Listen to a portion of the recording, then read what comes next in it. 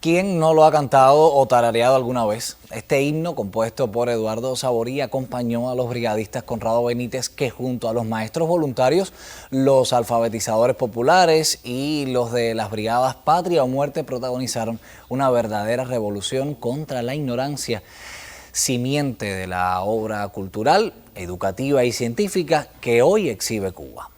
Puedo suponer que su partitura se encuentra en el Museo Nacional de la Campaña de Alfabetización, inaugurado en 1964, único de su tipo en el mundo, y donde se atesoran piezas y testimonios de la cruzada que benefició a más de 700.000 cubanos que no sabían leer ni escribir. Pero para conocer detalles de aquella gesta, recibimos esta mañana a Lázaro Raidel Galano Solís, director de la institución. Muy buenos días, bienvenido. Muchas gracias por la invitación al programa. Qué gusto saludarle y que esté con nosotros en la revista. Conocemos por el tema que nos convoca en principio, la fecha del natalicio de Conrado Benítez, el joven que tras su asesinato devino inspirador de otros miles que siguieron su ejemplo. Pero quiero que nos cuentes qué tiene la institución de Conrado. Hablar de Conrado Benítez es mencionar una de las grandes figuras en la historia de Cuba y una de las grandes epopeyas en la que él estuvo inmiscuido. El Museo Nacional de la Campaña de Alfabetización tiene entre sus piezas no solo imágenes de Conrado Benítez, sino también que guarda parte de sus pertenencias, porque forma parte de nuestra labor confesional y tener piezas históricas de la campaña de alfabetización, no solo de él, sino de todos los alfabetizadores. En una de las salas se muestra su imagen y sobre todo la imagen del sepelio, donde estuvieron los máximos líderes de la Revolución Cubana, mostrando ese apoyo a su familia y estando con el dolor por lo que significó la muerte de Conrado Benítez para Cuba. Conrado fue de los primeros maestros voluntarios que comenzaron a alfabetizar antes de lo que oficialmente se concebió como campaña de alfabetización, ¿no? Sí, ¿qué pasa? Es que a veces como que hablamos de la campaña de alfabetización y lo vemos como un proceso aislado, pero no, realmente no.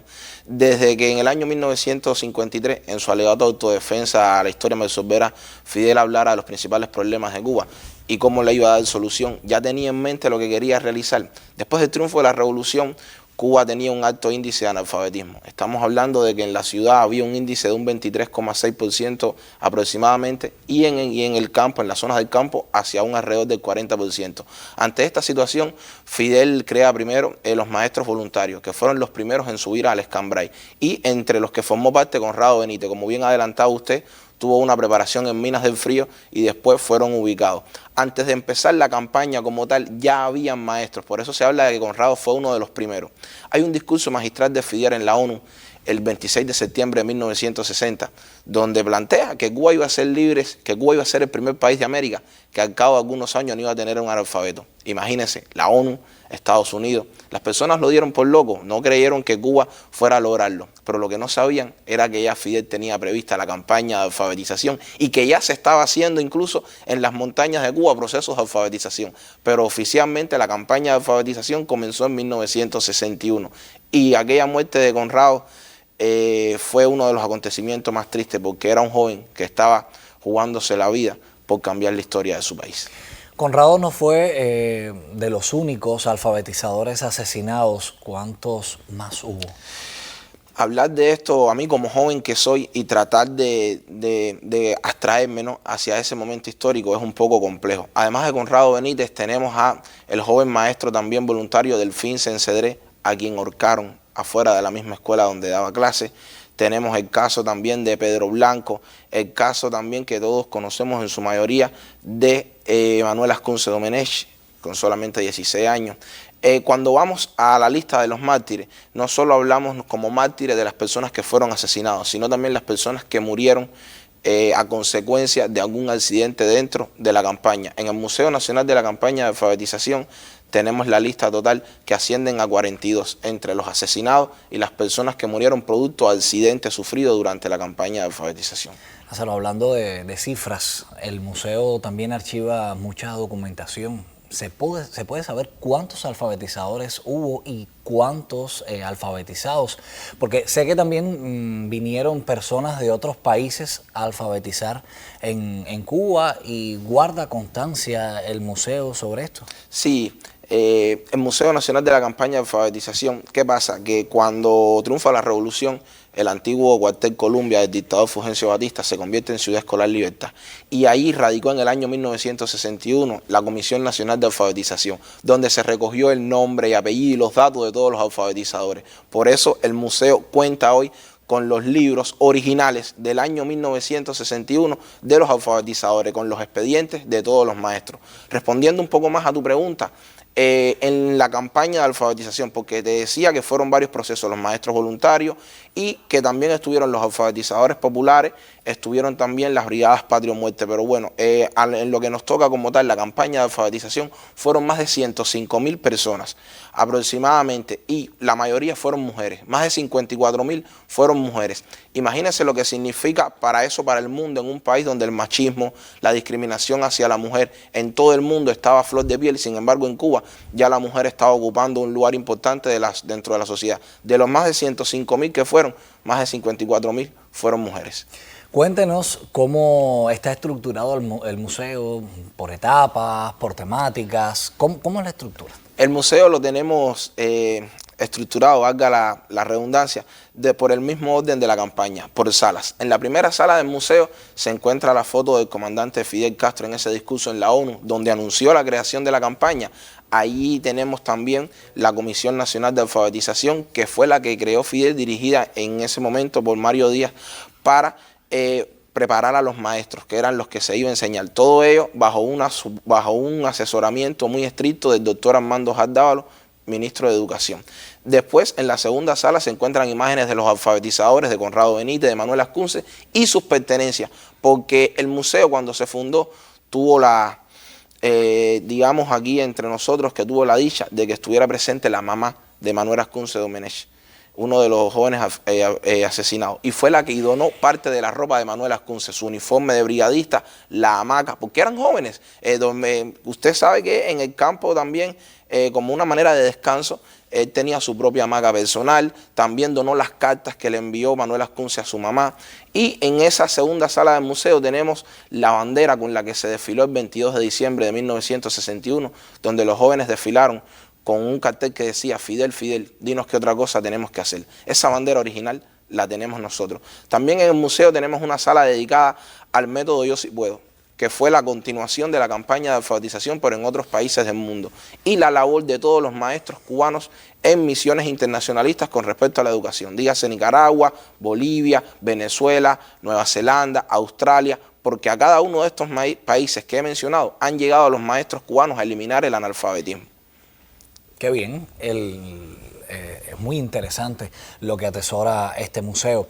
Mire, el terrorismo de Estados Unidos contra Cuba se ensañó con la alfabetización, con los alfabetizadores, pero también maestros cubanos que alfabetizaron en Nicaragua fueron blanco del odio de las bandas que actuaban contra la revolución sandinista. ¿El museo también incluye algo sobre esto?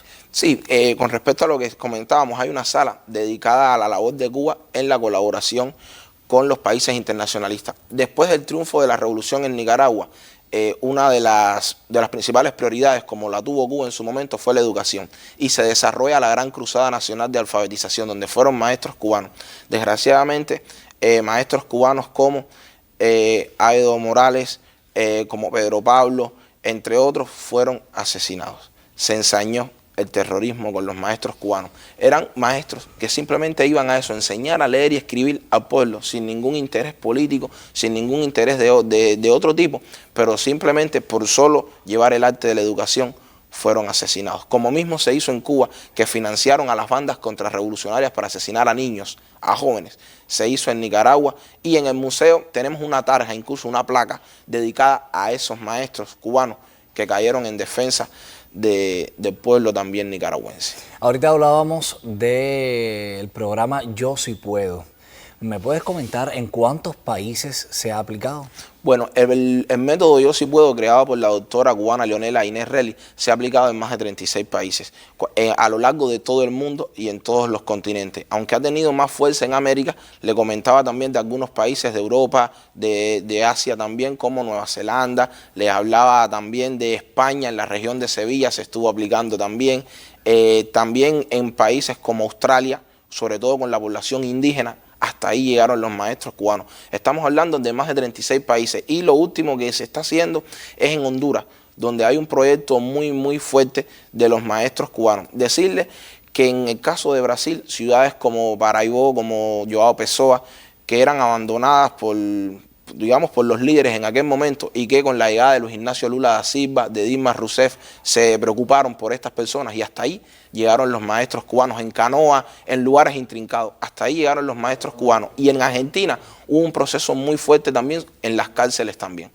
Muchísimas gracias, Lázaro, por estos comentarios que nos haces en la revista Buenos Días. Además se ve su pasión por su trabajo y por todo el tema que hemos abordado. Creo que pudiéramos invitar a la audiencia a visitar el museo y conocer más detalles de lo que sin duda alguna vez fue una verdadera proeza que Cuba ha sabido compartir con todos los pueblos que nos han pedido colaboración. Un homenaje a los muchos jóvenes que alfabetizaron y en particular a quienes perdieron la vida en el cumplimiento de la noble tarea de enseñar. Gracias a Lázaro Raidel Galano Solís, director del Museo Nacional de la Campaña de Alfabetización, y propongo que nos despidamos con un pequeño fragmento de la película El Brigadista del realizador Octavio Cortázar, que recreó pasajes de aquella cruzada contra la ignorancia. Veamos.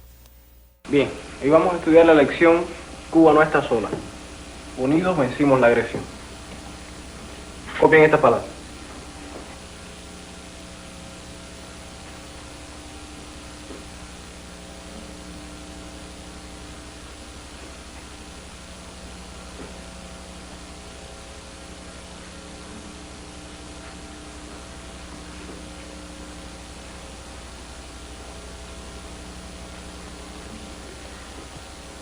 Pero concho, nano, si ya tú sabes escribir, chica.